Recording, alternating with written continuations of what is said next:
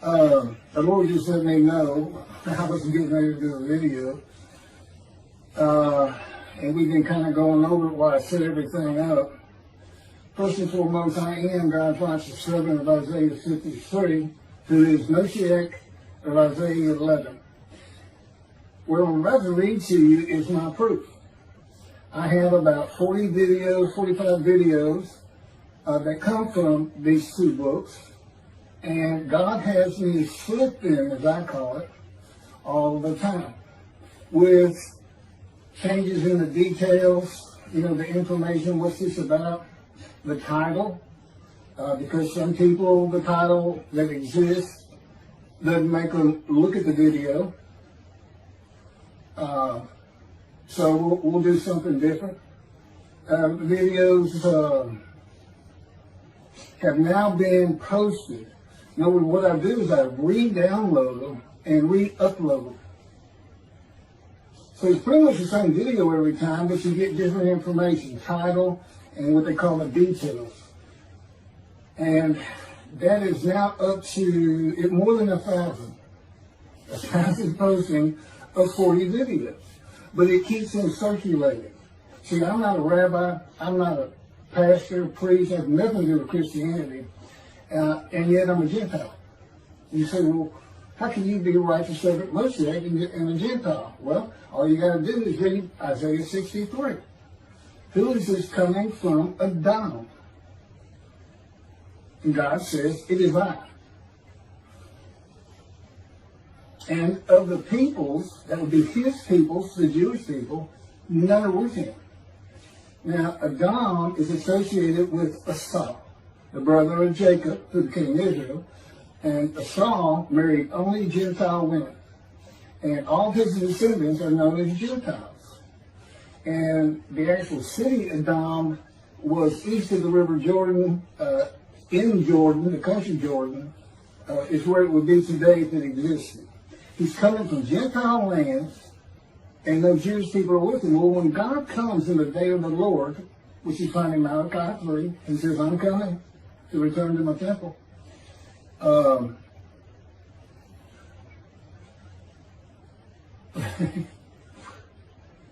So, when he comes from Adam, he's coming from lands of Gentiles. Sometimes it was referred to as Rome, Adam was, in the Talmud, and then it was Christian Rome.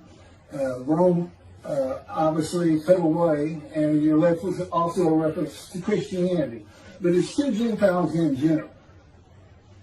And I will convert Orthodox. It will be as though I've always been a Jew when we get to Jerusalem. But that is one of the problems I'm having with getting these books published, and it really takes Judaism to task. And God wants to take them to task. He took them to task. That's what his book's are about. That Christianity. And Isaiah 53 in the day of the Lord, which is here. And it's very easy to see. I don't know why these intelligent rabbis, Jewish people have such a problem with figuring out when is God coming. I mean, there's nothing to it.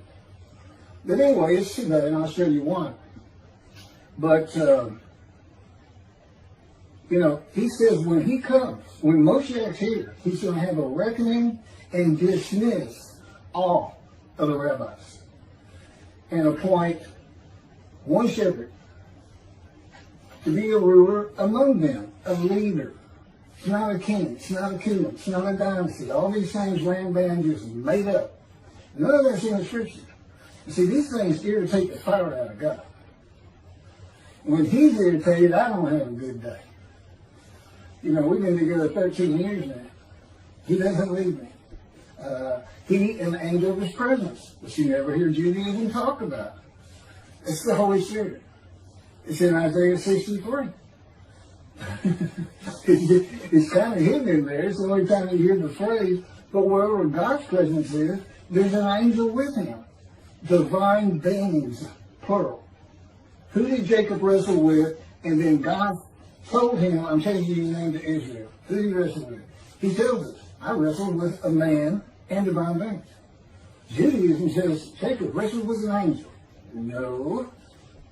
if the Spirit of God alights and enters upon a man, as they do with Ezekiel, God's there too. God alights upon and enters you too, his presence. And he takes over, by the way. Yeah, he takes full control of everything. Your mind, your thoughts, your words, your physical movements in accords with his power. It's a pretty amazing thing. But that's, you know, they just went to a man near Jacob and said, wake up. I'm the God of Israel. I'm the God of this land. I have something for you to do.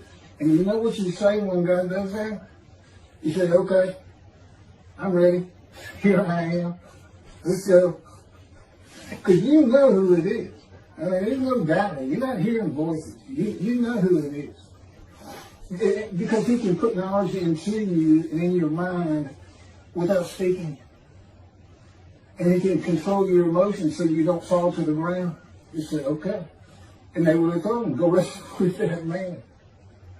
And they assured him, you're going to be safe. My power's on you, and I'm going to be coordinating the whole wrestling match. And that's the man of divine things. And that's what I am, because the Spirit of God alighted upon me, pursuant to Isaiah 11, verse 1. And God is in his Spirit. See, I'm in my spirit is in me. Same with you. Same with God. He created an angel, and for that angel's body, he uses not a human form with wings, but his very spirit. So anyway, those are the divine beings, and Judaism dropped the ball on that. So I think the last video we really did on this was 10 fallacies, misbeliefs, and some faulty reasoning in Judaism, the one true religion of Abraham. You know, so at the same time I'm hitting it hard and saying you got things wrong, I'm acknowledging that God is the God of Israel. God is the God of the Jewish people. No question about it. That's the problem with getting the books published. Here's the problem with that. I bring two covenants. Covenant friendship that comes with Moshiach. God grants it when his servant David is here. And sin forgiveness, Jeremiah, I just mentioned this. And God had me type it such that they don't go into effect until published. And of course, I'm sure I'll be here to take the fire out of every rabbi, telling them the things that they don't know, and then dismiss and aren't going into the scroll of remembrance and into heaven unless they start teaching these books. Unless they, and some rabbis will say, wait a minute, I don't even have a synagogue or a flock. You know, I don't teach any of this. I don't teach the false messianic era. There's something you can do. And until Judaism gets straightened out, all rabbis dismissed. 100%. No exceptions. Doesn't matter how much he likes you. You dismiss. You believe me. He's harsh. Very harsh. So, what I'm going to do, since we have like 1,000 postings of 40 videos, many with different titles, and this and that, I'm going to go through the addendum attached. It's a summary of every chapter, one after another, in about one paragraph, sometimes two, sometimes three. And it's 25 pages long. So this is probably going to be a 2-part video. It's going to be pretty long, but it's also a good way to get familiar with my videos. Kind of put them in some kind of structure or an idea. And you can find this book at keithmccarty.wordpress.com. Both books. The second book is called The Life of God's Righteous Servant. I just mentioned that. And there you can find the index. And it's also, I put it in the details of a couple of the videos. So I'm going to go through that addendum, one after another, to put some structure into this.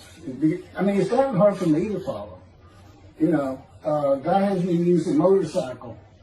I didn't use a motorcycle because he knows how much I love him. And he said, it's the best thing. You know, I can't put you in a synagogue or a picture of a religious picture of the wall or anything behind you because you're my servant. And you haven't converted.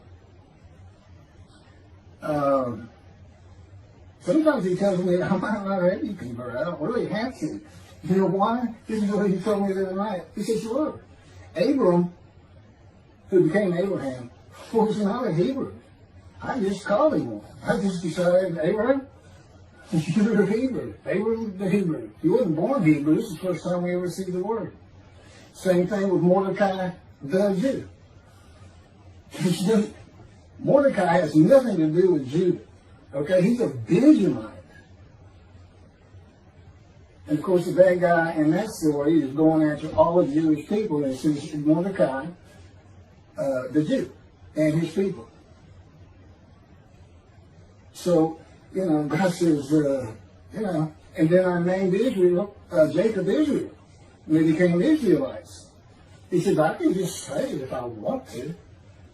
He said, it's probably easier just to have you convert. He said, I'll just call you keep the Jew.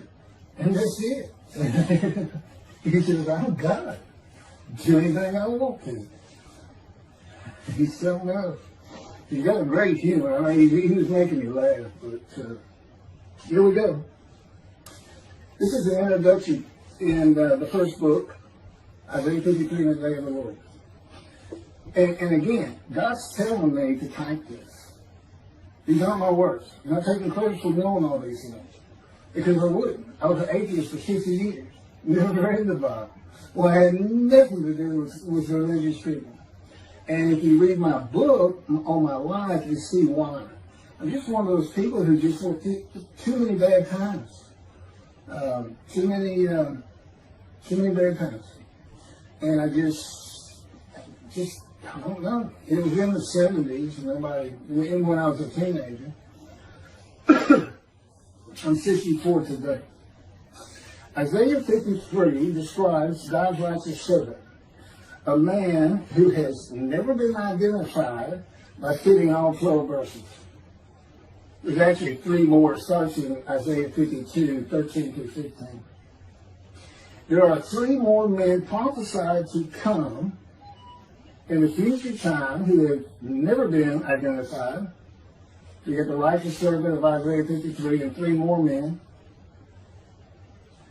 who are God's servant David the shepherd, not a king, Elijah the messenger and recounselor of families, and who clears the way for the Lord to return to his temple, and the prophet like Moses.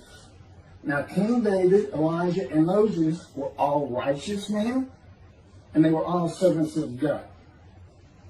So we're looking for a God today that can be identified. And we use Isaiah 53 to do it. Now there's supposed to be 4 total righteous servants. But we got 1 description. God sending these 3 men in the future time must include a description of them.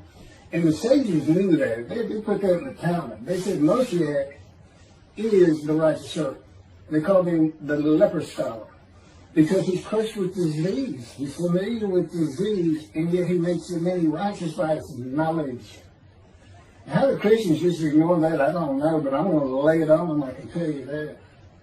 I bring his wrath. He passed to him in 51, Isaiah 51, and then my description starts in 52, where he says, I'm passing the bowl of my wrath, my cup of reeling, from you, my people, to those who told you to get down on the ground and walked all over you. That would be Christianity. They sold you a book.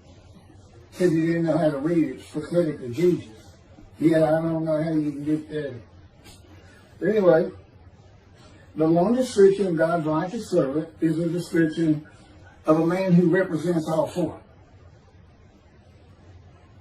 You know, they're all known for different things. David, basically, well, as much as anything, getting everything together for the first temple, Solomon's temple, and Elijah, the only man taken to heaven, and God returns him? What's that about? I never heard Judaism talk about it. Well, I have all the answers to that. basically means there's nothing about heaven I can't tell you.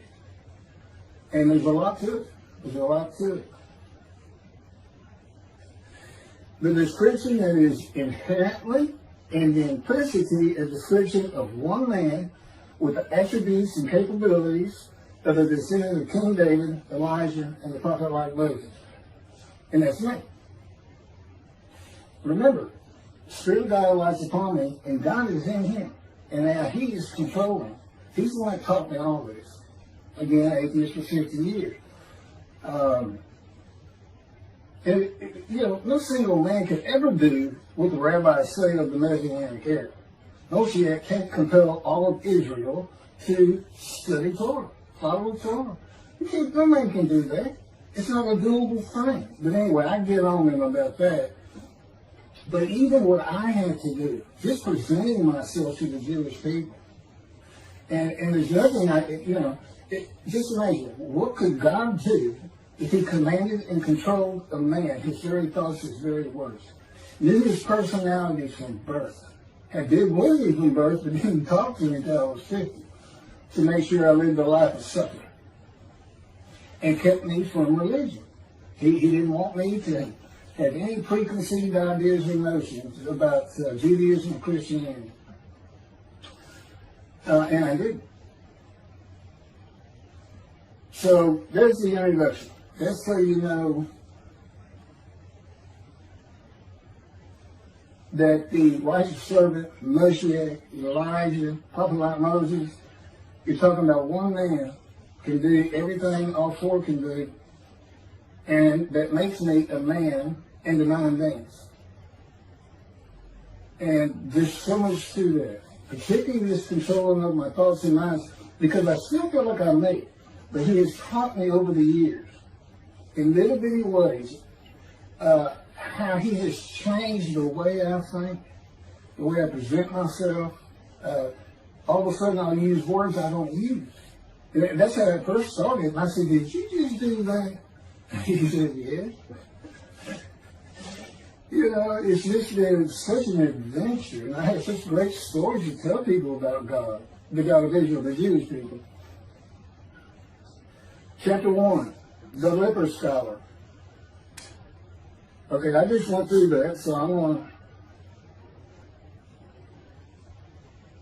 you know what? He's always to my left in these videos, Holy Spirit to my right. He wants me to pretty much read this. And I was about to say, I just kind of covered this.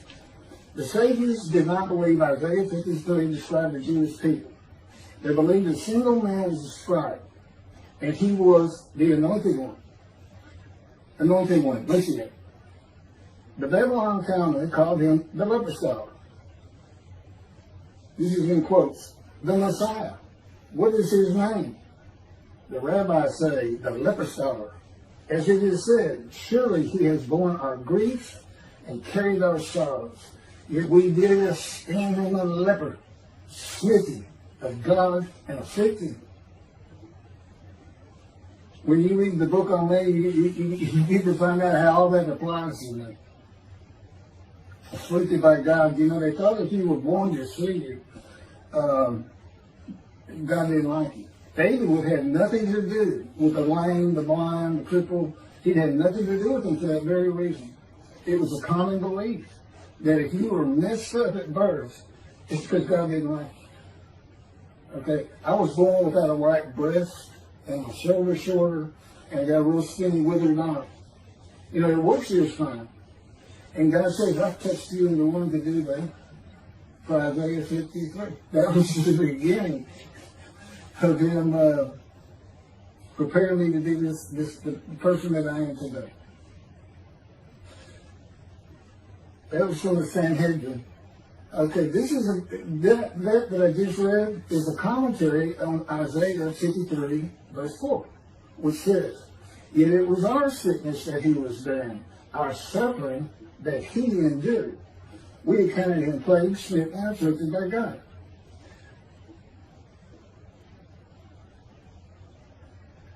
Okay, I'm going to go ahead and try to explain that real quick. Why am I bearing their sickness? Why am I wounded for their sins? Okay, and that's what Christianity takes off with. It's Jesus, and our sins are forgiven because he was wounded and crucified. I just told you about the fire of fire, wounded, punishment. Okay, those are all the words that come from the first 6 verses. And those are the witnesses saying, who can believe our report? And then you have like 53:4. By the way, those are in quotes. That's 6 verses in quotes. Nobody seems to understand that. There's a reason for it. Those are the men he made righteous. Okay? And they're saying he was wounded for our sins. It's kind of a smell for the Christians for God today. But what it's saying is, I go through this fire of refinement, all these words, so that I am properly prepared and capable to go to these people who are so sick with guilt, which you'll see again in verse 10, because they're not righteous, they're not observant Jews, and their lives are just a mess. Okay, we're going to have this great story. God's here, just like he said, and he's got this prophet. He's the righteous servant. I'm going to be able to draw a lot of those people to observant Judaism, and they'll be healed. So I am wounded, I am punished, I am crushed and bruised, chastised. But it's just to make me prepared to go to them and say, be observant. Stop sinning. God is real. You atheists, God is real. I was an atheist. He's real. Okay, I don't have faith that he's real. I have absolute knowledge of it. Because I feel his power surrounds me. And there's a heaviness that he can place on me in various degrees. So I don't just hear a voice. There's a whole package. He can spin me like a top if he wants to. He can slam me to the ground if he wants to. Which does what? It hurts your feelings. Makes you angry. And he constantly draws these emotions to they start dying out. I don't have the kind of anger I once had. And you can't. As a prophet of God, too many people won't believe you. They'll make you mad. They'll call you a liar. All that kind of spit on you. And I was a I was a fighter. Because I had such anger in me. I was like Moses. And Ezekiel tells us he had a furious spirit. We're just the kind of guys that God wants to be a prophet. So that's what that's all about. Wounded for our sin. Yeah, but that's just getting me ready to come tell you to stop sinning. It's not because I died. There's no vicarious suffering. There's no vicarious suffering. The ancestral tree. This is Isaiah 11, verse 1 and 2. But a shoot shall grow out of the stump of Jessel. A twig shall sprout from his stalk. The Spirit of the Lord shall alight upon him. A spirit of wisdom and insight, a spirit of counsel and valor, a spirit of devotion and reverence for the Lord. That's how people believed in spirits in the Middle Ages and antiquity. Okay, most people don't really believe anymore that there's special spirits that can be put on you and change your entire nature.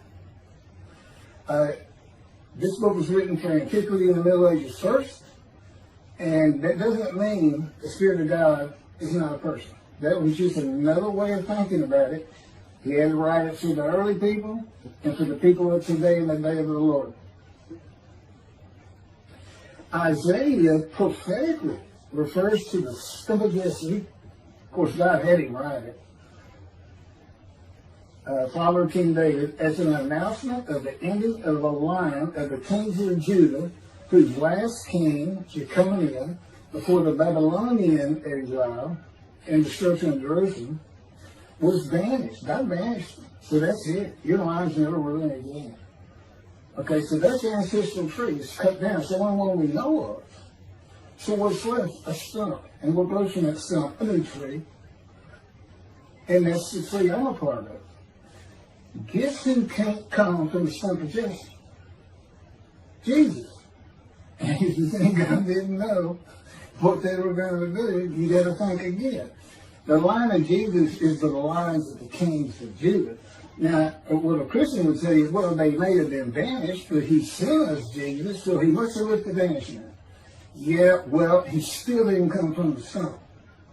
He can't be the anointed one. Can't be Messiah. Can't be Moshiach. Just can't be. Just like in Isaiah 53, he's the unblemished Lamb of God. With the man of 53, God crushes with disease. He's familiar with disease. He's afflicted by God. Well, that's not the unblemished Lamb. He can't be 53. He can't be 11.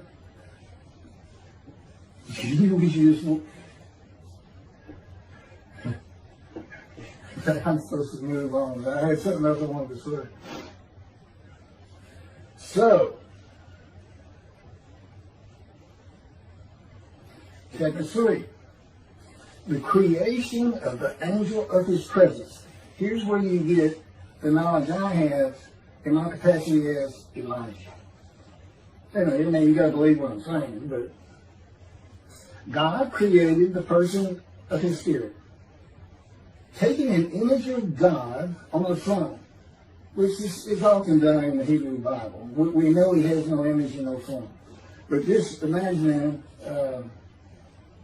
however you want to imagine, God on the throne.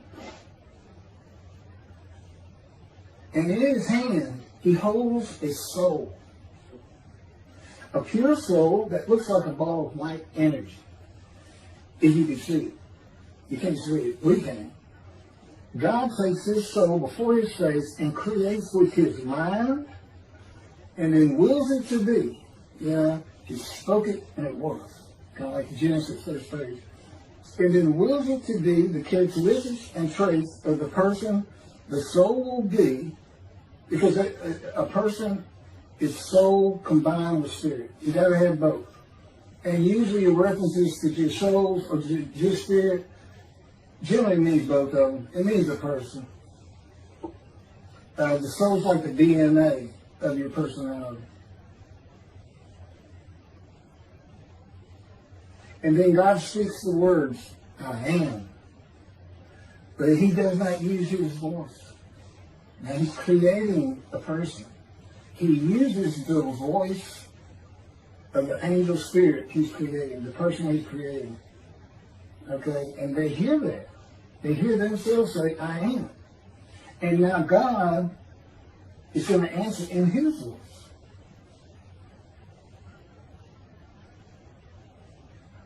God becomes the person he's creating. He uses the childlike voice of an angelic person. And God simulates being this new person until he is perfect, as God would have him be. Then God releases that special soul and spirit from before his face with a breath of life, and the person of the spirit of the Holy God was created. That's the angel of his presence, whose body is the Spirit of God. God is always in him. So if his spirit aligns upon you, God's in him. God was him. God can always place the person of his spirit before his face and be him and speak as him and through him. And this is how God, my name, is in the angel that was sent to guard the Israelites on the way to the promised land, and in the angel of the Lord in the burning bush that God spoke through to Moses. They're the same angel, the angel of God's presence. God said that this angel that went before the Israelites, God says, do not disobey him. He will not see you, for I am in him. And there it is in Judaism, then pick up on it. Chapter 4. The angel of God's presence. This is from Isaiah 63, 9 and 10. This is one I referenced to. In all their troubles, he was troubled. And the angel of his presence delivered them. Their troubles, that's the Jewish people, the Israelites' troubles. In his love and pity, he himself redeemed them. This is the angel of his presence. Raised them and exalted them all the days of old. But they rebelled and grieved his holy Spirit. Camera goes off after half an hour. I was just discussing this with God, and we're probably going to shorten it up, but hopefully this will give people the impetus to go look at the index, go look at the addendum, and get more familiar with all these videos on, because I know they're hard to keep up with. Anyway, continuing that verse, 63 verses 9 and 10. But they grieved his Holy Spirit.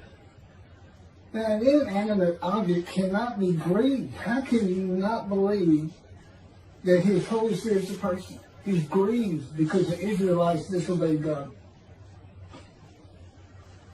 Yeah, these are things he wants straightened out. And all rabbis are going to say this until they get straightened out. And I have to be recognized. If you don't recognize Elijah, utter destruction comes to Israel someday. He says he's going to do it, but what he means is his creation is going to do it. We have to build the temple. That's what keeps Israel safe forever.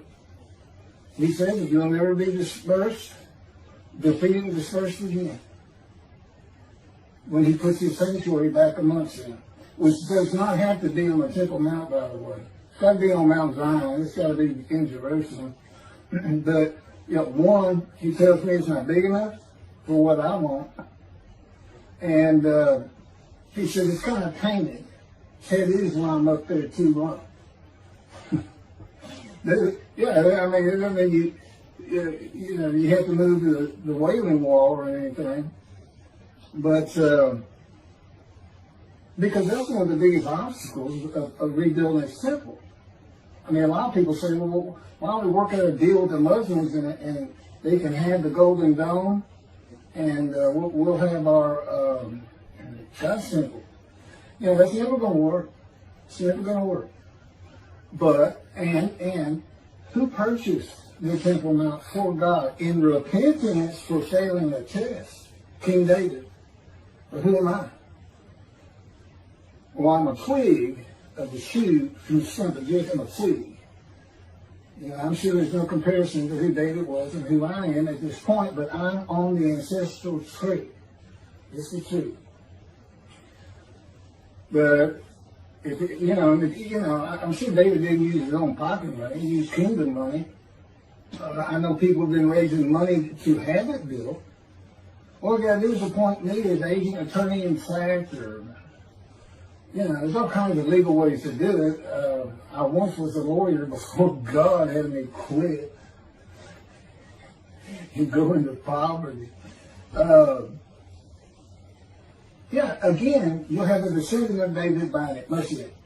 In name only. It wouldn't be mine, but it'd be for the people. Or somehow, there's all kinds of ways to do things like this in the law. But that's good to know because, like I said, that's a big obstacle. What are we going to? We'll have to go to war again because we had taken it back from them, and then we let Jordan run the show.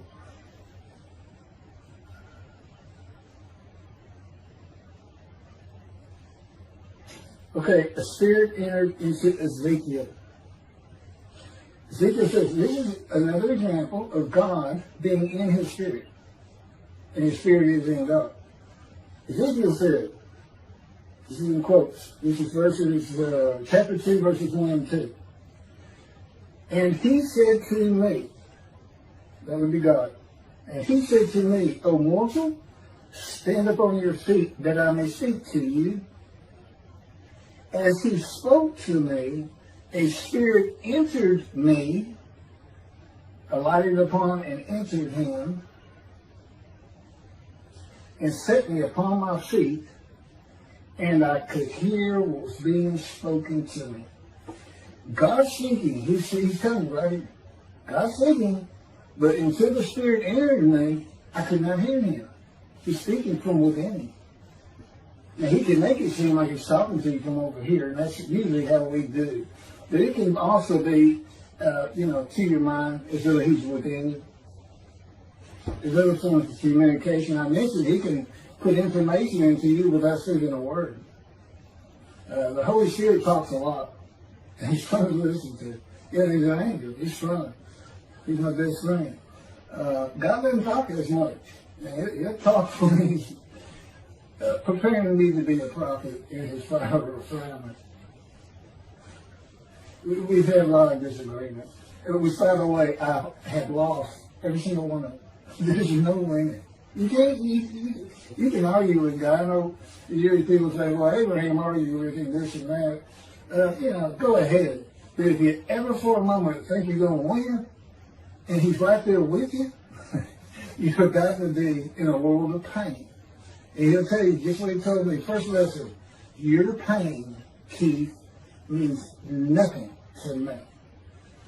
I have a place I'm taking you to be the prophet I want you to be. And it requires pain and suffering. I'm just saying, okay. That's what you do about it. Okay. I mean, there's nothing you can do. He's God. You're just thankful that he's got a sense of humor and that when he's not changing you, he's so much fun to be with. And of course the Spirit. But there it is right there. He's not hearing God until the Spirit enters him and God is in his spirit. And that's what happens to Moshiach. And you become a man of divine banished. Okay, I don't want this to go too long. Oh, God is still one. Remember, he created this angel. And there's actually verses that make that a point. And I'll go through that one. The Spirit of God, here's another example, it's got to be a person. The Spirit of God used a spirit to bring Ezekiel in a vision to the exile community in Chaldea. And God stood by on a hill. In other words, God is with Ezekiel. And it says he ascended from Jerusalem and descended on a hill east of Jerusalem. And then it says the Spirit of God took Ezekiel on a vision. It's showing the separation of the two. They're always together, but there is a separation to it. Here's the presence of God. It's his mind. It's elements of the unseen we can't see. Okay? Here's the Spirit of God. An angelic person with a soul and spirit, and who is a person and his body is spirit. They're like clouds, and they just kind of float together. But they're still separate. And today, my spirit is within that cloud. If I'm in a room, their presence fills that room. And it would surround everybody in the audience. It would be all, completely surrounding your body. If it doesn't with me, it doesn't surround my body. It goes through me. I have become a part of those two clouds. My little bitty spirit cloud. It goes through me. And I can feel his power go through me too, by the way. The things he can do with my body are, well, I'm still learning 13 years later. It can be very spooky sometimes. So the Spirit of God used the Spirit to bring Ezekiel into vision. And God stood by on the hill. And of course, the only power in heaven is God.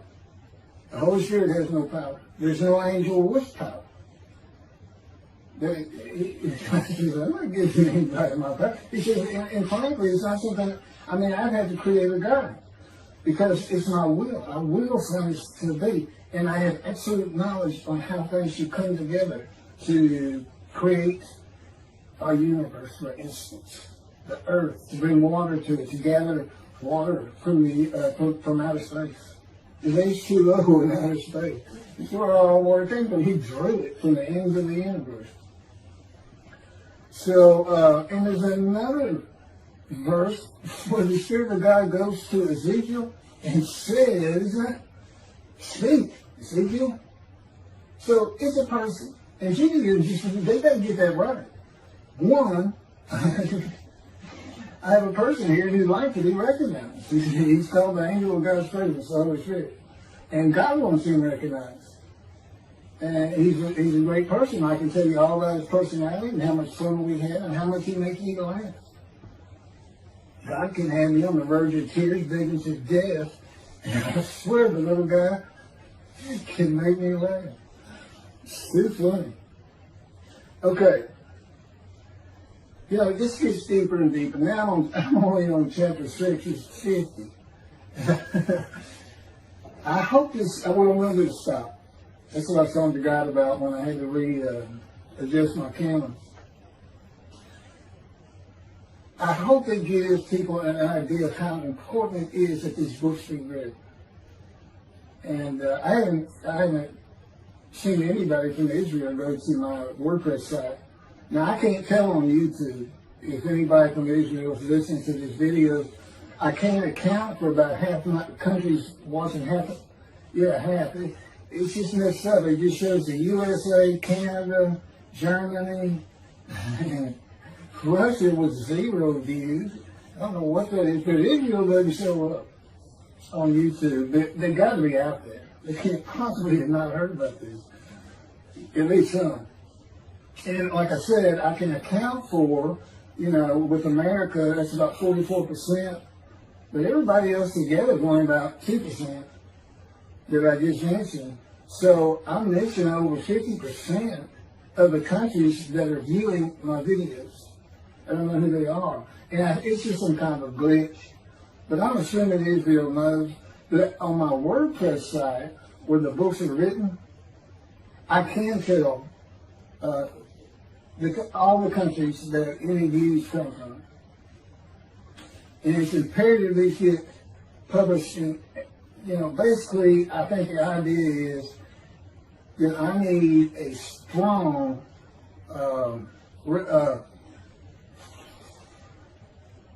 acknowledgement from a rabbi of all people. Right? I reckon in this middle, but if they don't want to keep God, he's basically putting them in a headlock.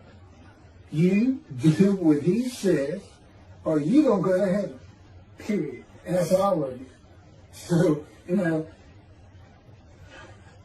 there's more written on this and make that a lot clearer, and it's on my videos. But he did. He said, I'm not mad at all rabbis, but I want Judaism changed, and I know how you get it. What I have to do to get these people to listen to my prophet. He says, we never listen to my prophet. But, I have so much information, it's ridiculous. I have a lot of information. I've written 2 books for God. What did Moses do? He wrote the Torah. It was dictated to him. The Orthodox Jews believe that, and they're right. And he dictated these to me. It was at his command and direction. Now, I felt like I was pretty involved in it, but they got the 2 covenants. And we need the Jewish people to be a holy seed. And if you read Zechariah, chapter 1, where Rashi says, we can't tell this, what this is about. We can't tell. Well, I can tell. Go find my video on it or read it. It's in the book. And it has to do with this day of the Lord at the same time. I put it all together. And, Rashi couldn't. Nobody else has been able to. Rashi says we got to wait till teacher of righteousness.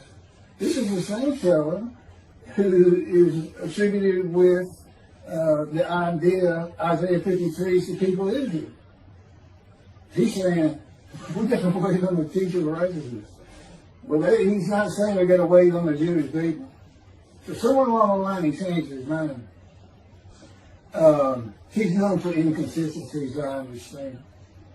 But if you look at my video, you'll learn a lot. And you'll see why the importance of getting these covenants, because the covenant of sin forgiveness. Syrian, Babylonian exiles were forgiven in the writings of Isaiah, the Roman dispersal, Jeremiah 31. But that was in Isaiah, but nobody knew. Because you can see in Ezra and Nehemiah, all 13 tribes were sin, by the way.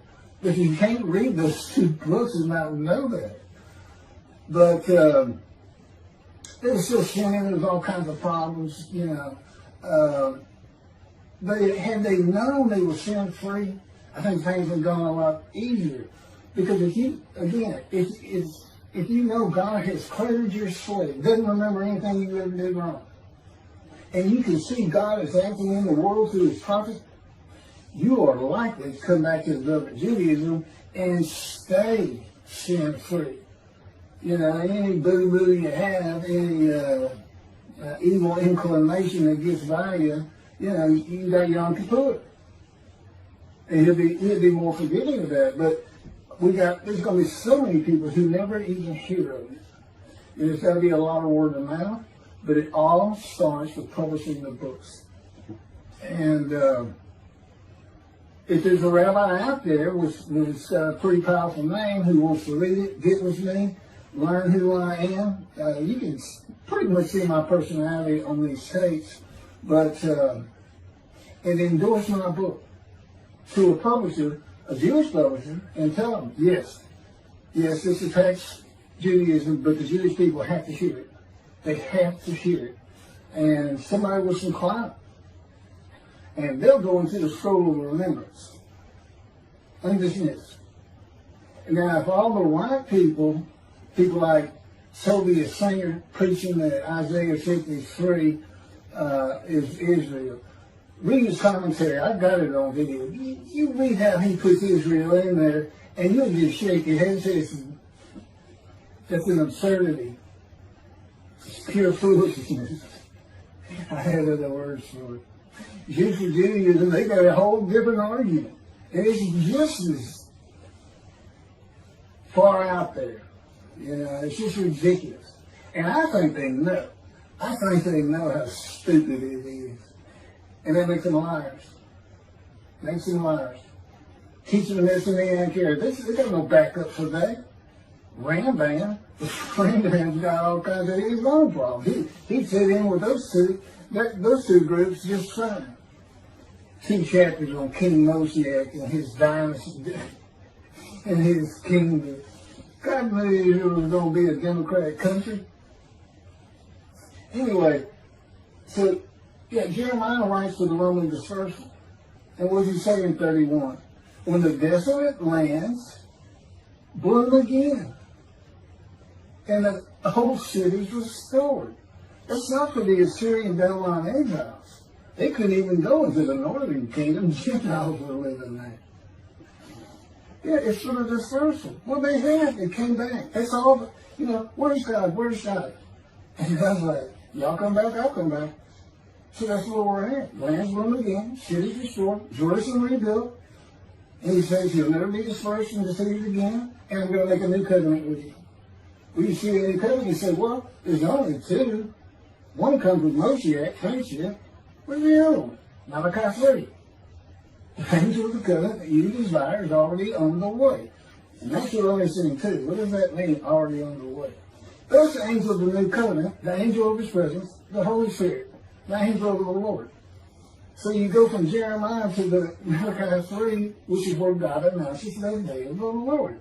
That's how you know it's here. And what does he say in the first verse?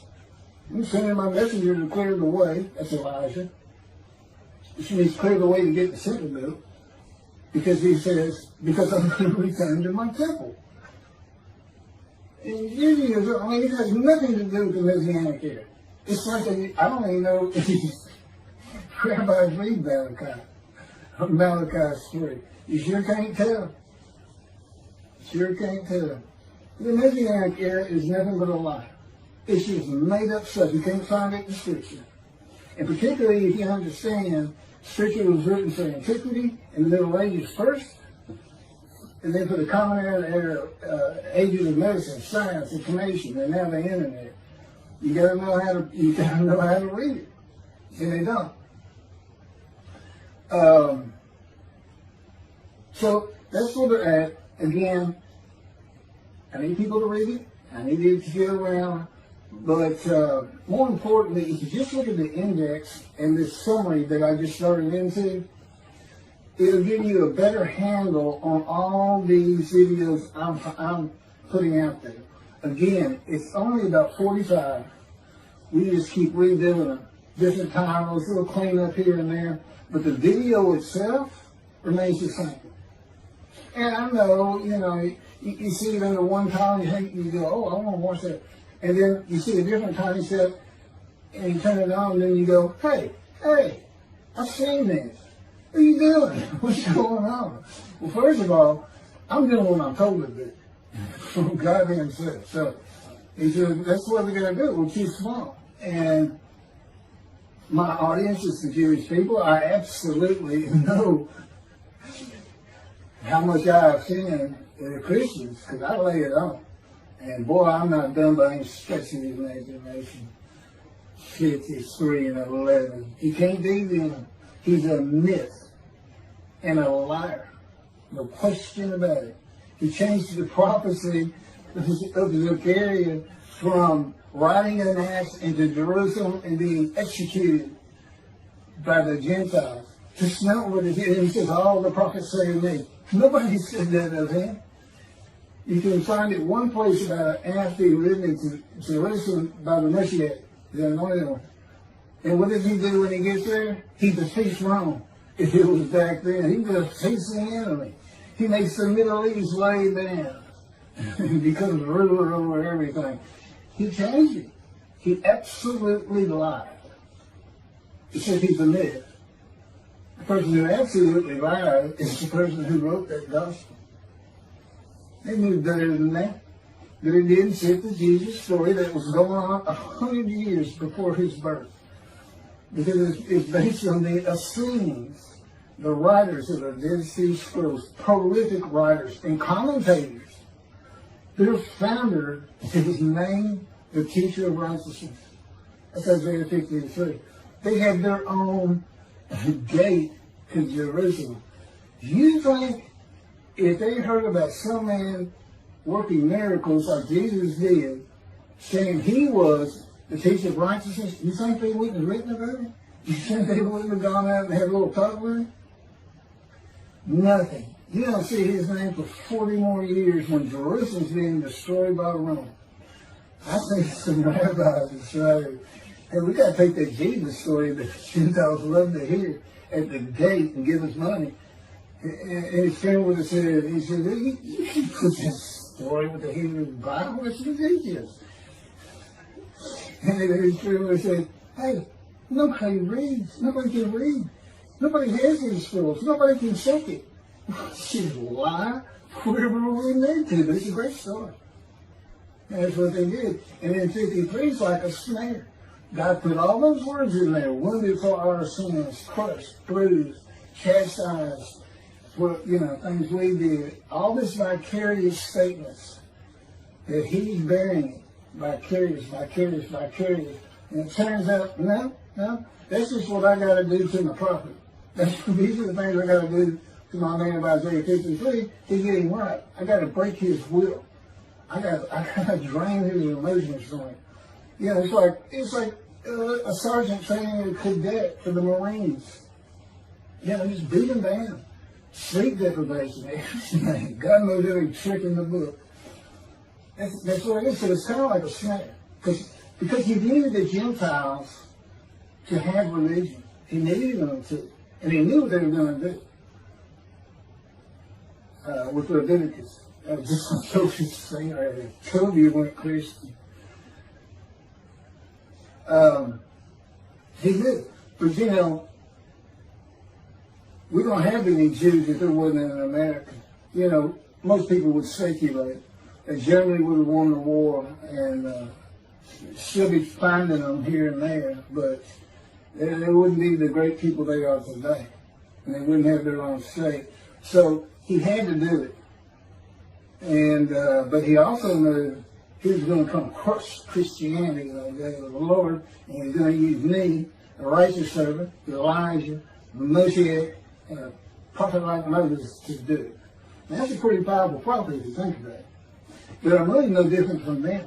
They were all men in divine beings, and you can find it. It's in the Torah.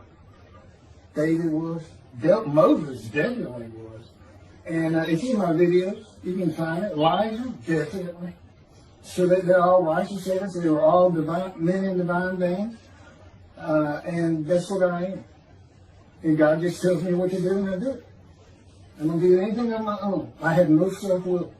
I'm the only human being on this planet. Man is defined as having self-will, and animals don't. I don't have self-will. God provides myself with my will. Good it is. So, okay, that's going to wrap this up. I must be at 45 minutes or better. And they get too long, but I can't go through the whole thing. And he said, I knew you wouldn't be